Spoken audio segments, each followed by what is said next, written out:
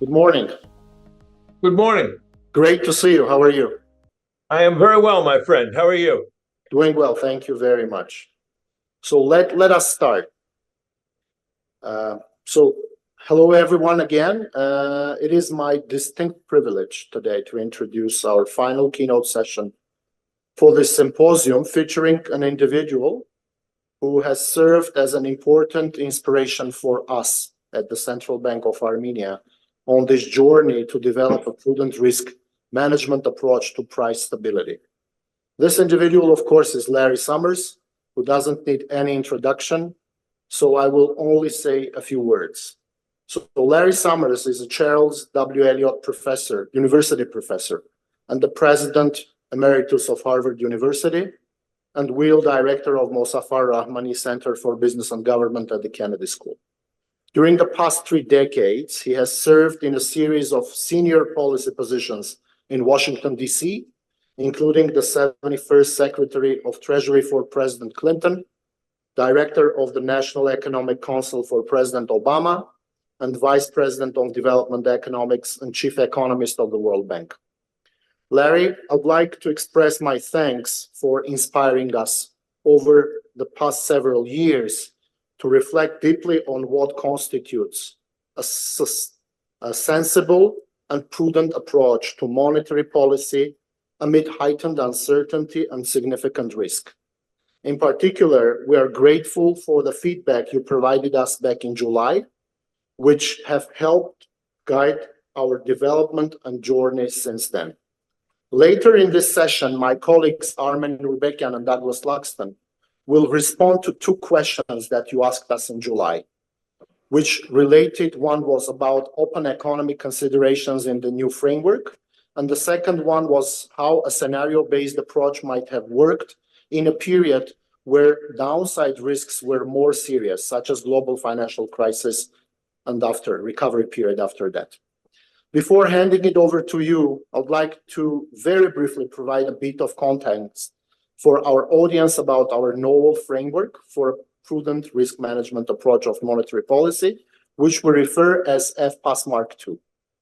The framework represents an attempt to address in a structured and systematic way what we believe to be the greatest policy imperative of our time, appropriately dealing with the elevated role of risk and uncertainty in policymaking. This is achieved in 2 ways. First, instead of trying to develop expert forecasts of the most likely future, we transparently focus on understanding and communicating the key sources of risk and uncertainty moving forward. And the second, we pay particular attention to uncertainties, particularly for those non-linearities that could push economy into dark corners of price or macroeconomic instability. To turn to the substance of our discussions, as you have noted extensively in your interviews and writings, the COVID crisis and its aftermath have placed enormous stress on existing central bank frameworks in terms of both analytics and communication. If you have read our main framework paper or our forthcoming framework book, you may have noticed that your voice features prominently in it. First, we were heavily inspired by the language you used in the past interview for Barron's, where you stated that forward guidance is the vast majority of time folly. We interpreted that as a challenge. We see the folly in forward guidance as being interlinked with a reliance on a single baseline forecast. The other issue, of course, is the often uncritical reliance on linear models to produce these baselines. We also adopted the notion of adversarial collaboration within our own institutional framework. So our framework typically includes 2 illustrative case scenarios that build the best argument for why policy path should be higher than what is currently priced in the financial market, and we call it this case A, and the opposite case for why the policy rate should be lower than the market expectations, which is called case B. Finally, we provide an example in the paper and the book on how the new framework would engage the transitory versus persistent inflation debate of 2021. We argue that using a scenario-based approach could have perhaps allowed advanced economy central banks to have more quickly responded to inflationary forces and minimized some of the adverse impacts of welfare and credibility. Larry, I would like now to give the floor to you and provide you with an open-ended opportunity to reflect on the recent experience of past several years. And in your view, how have these recent experiences changed how central banks should conduct and communicate monetary policy?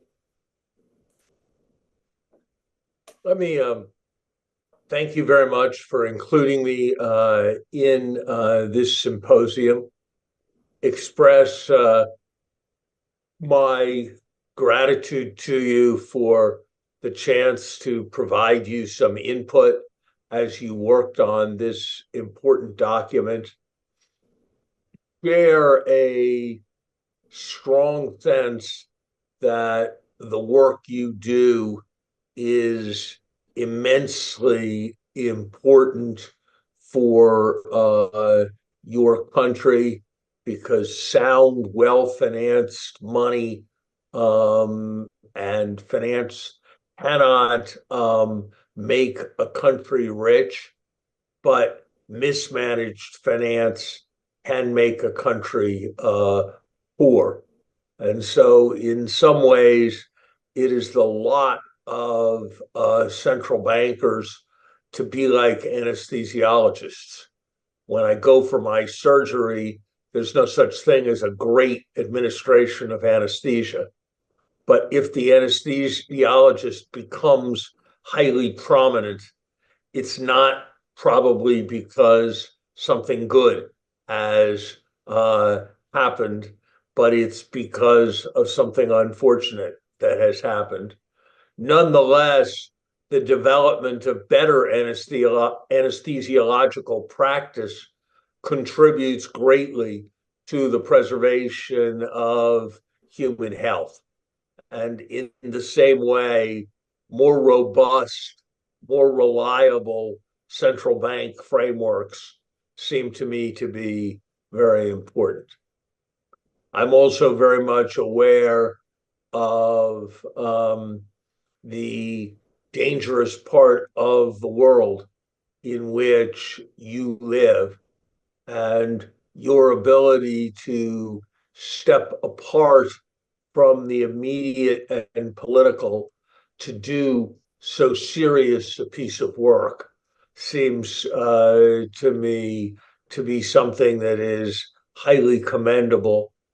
And it is my hope that both the substance of your framework will generate substantial discussion with other central banks in other places, and that the seriousness and the thoughtfulness of the process you undertook will be a model as other countries set their approach going forward.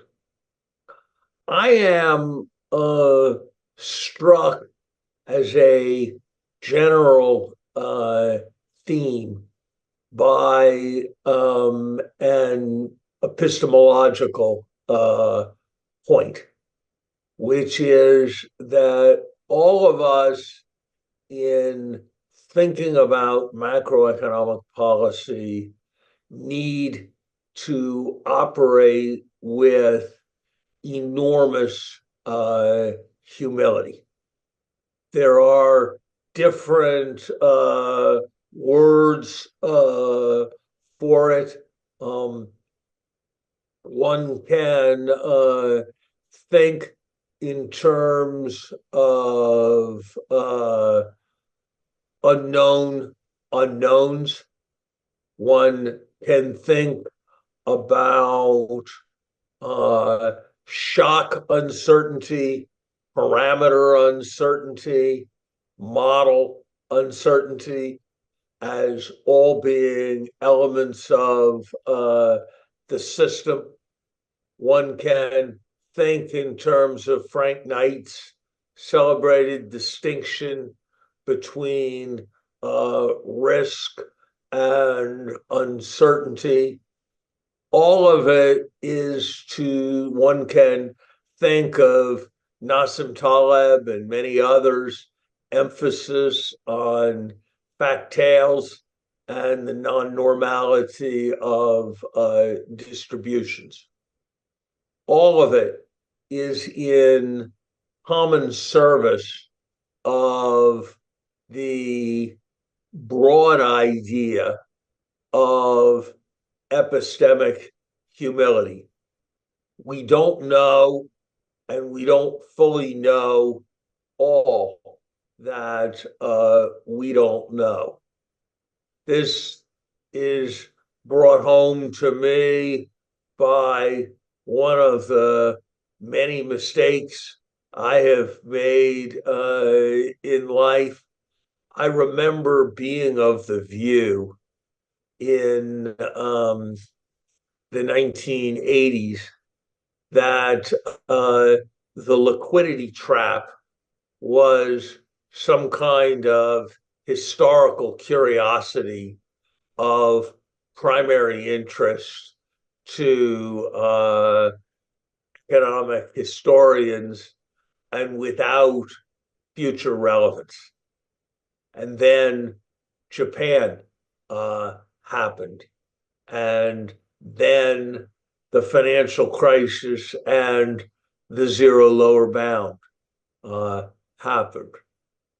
I remember being of the view in the aftermath of the Clinton administration that high inflation was like smallpox, a disease that had been eradicated in major countries. And that proved to be wrong. So I think the broad challenge, and I'm really very impressed by the ways in which your central bank um, has has has reacted, is on on several levels. Um, that there is a desire on the one hand to be analytic and rigorous and statistical and econometric and formal in one's approach. But that doing all of those things drives very much towards choosing a model, manipulating that model, and operating that model. And yet, no model is capable of capturing an inherently unstable world. And indeed, there is the extra aspect that some would call recursion, that some would call reflexivity, that represents a profound difference between economic and physical systems. It is the essence of the celebrated Lucas critique. The laws of gravity are unaffected by the work of engineers.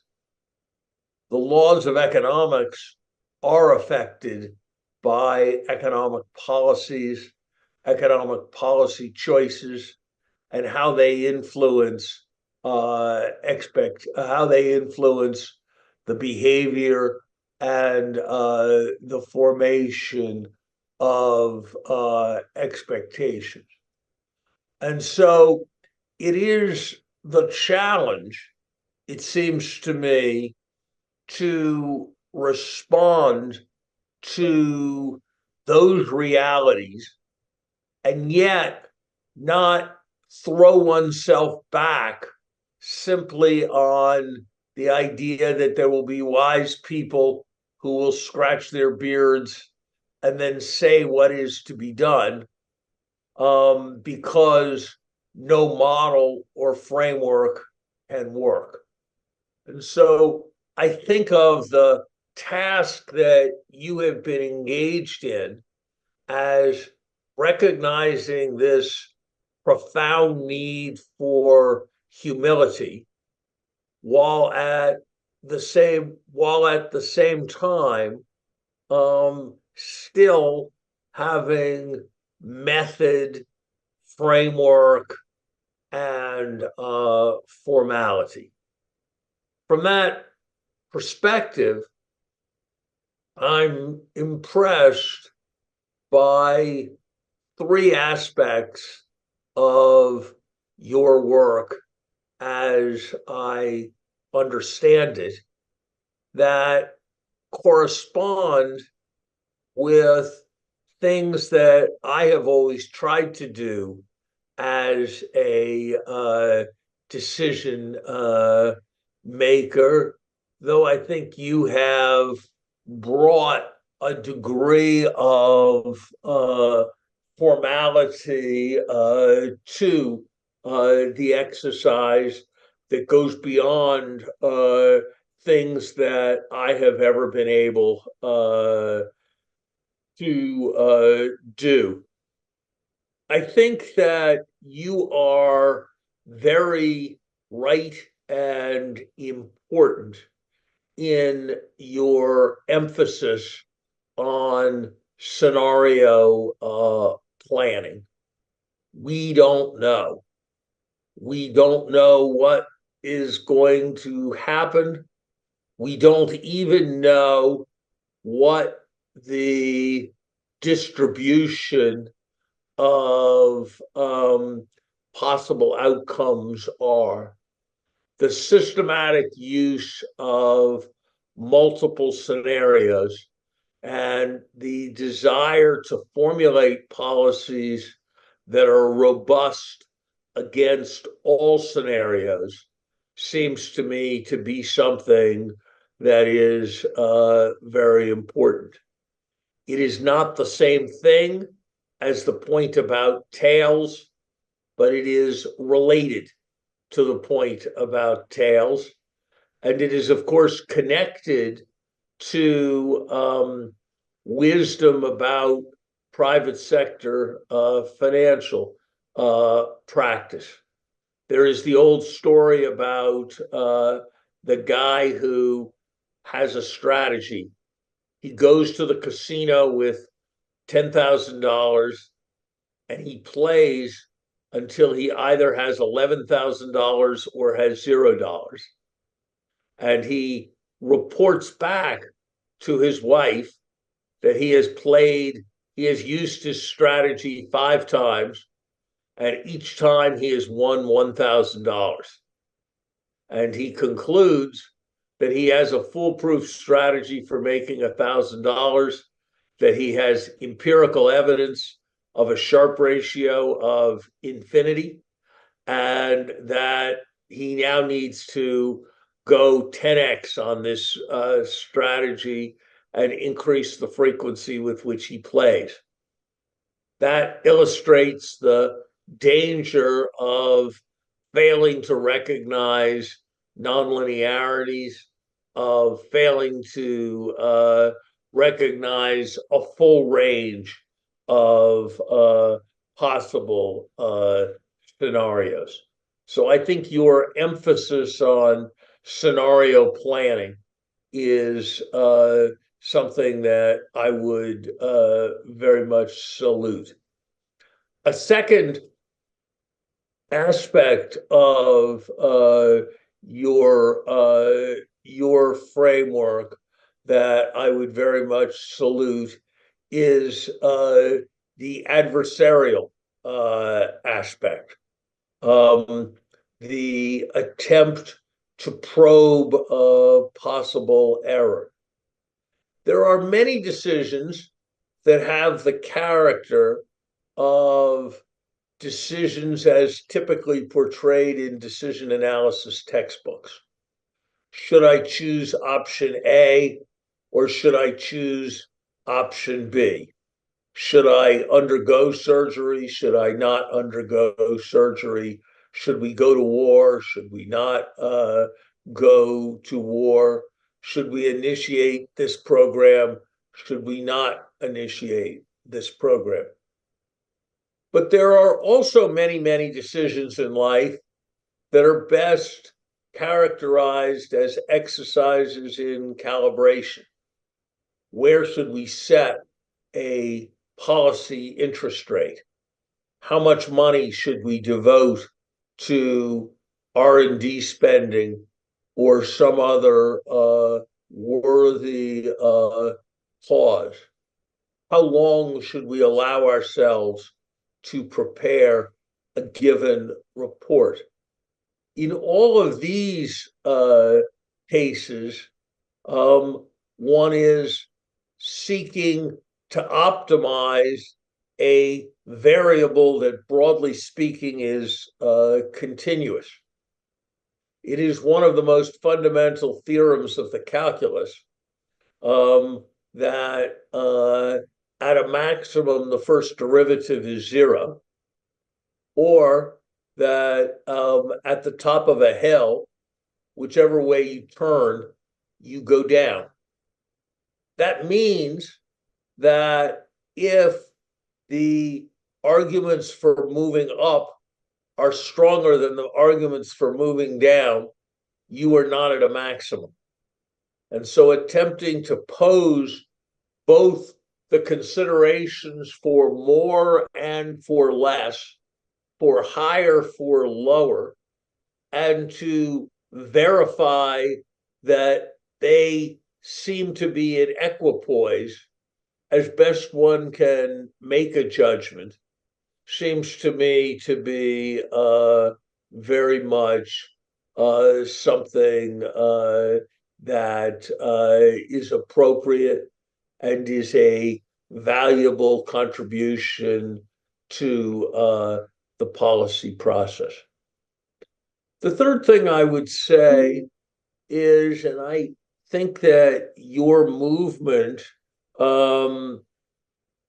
is a constructive one, is that one needs to be very careful to protect one's credibility in an uncertain world by not pretending to know more than one actually can. Of course, one needs to make and refine the best judgments that one possibly can, but those judgments will be inherently flawed. And therefore, one needs to not express oneself with excessive confidence in their favor. My wisecrack over time has been that central bankers used to, but in too many cases, no longer understand what the oracles of Delphi understood. That if you are seen as omniscient and omnipotent, but are in fact human and somewhat clueless, it is best to keep your pronouncements vague, oracular, and unfalsifiable. And that may be going too far, but it is, I think, capturing some wisdom that is potentially quite important. Or to put it at its most cynical, forward guidance fails. The market doesn't believe it when you give it, and you feel bound by it down the road. And so it inhibits flexibility without enhancing credibility. That may be an overstatement in a variety of contexts, but it is, I think, a useful caution. I would just conclude by describing an exercise that I have found useful in organizations of which I am a part, which is to focus on working history back from the future. I like to ask organizations of which I'm a part two questions. If we look back from 5 years from now and we are regretting our collective failure, what is the most plausible way in which that will have happened? If we look back from 5 years from now and we are celebrating extraordinary success beyond which anyone had hoped that we would achieve, what is the most plausible scenario by which that had happened? And that tends to force thinking about both the dark and the bright corners, the extreme end of the tails of distribution. And I think, therefore, ironically, has the effect of both increasing prudence and increasing creativity. And there's, I think, a useful exercise for committees, fallible humans. And so those are some reflections on your framework. And again, I look forward to a bit of conversation, and I'm grateful for the chance to have been included in your deliberations, including today. Thank you very much. Thank you very much. May I have just one small follow-up question on that? Do you think that the developed countries' central banks used whatever you just described during this last couple of years?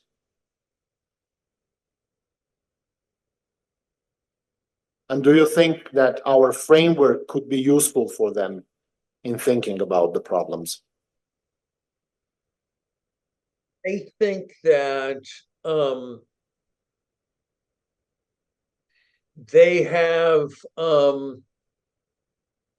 I think, had a bit of a tendency to be overly slavish to single internal models and consensus forecasts.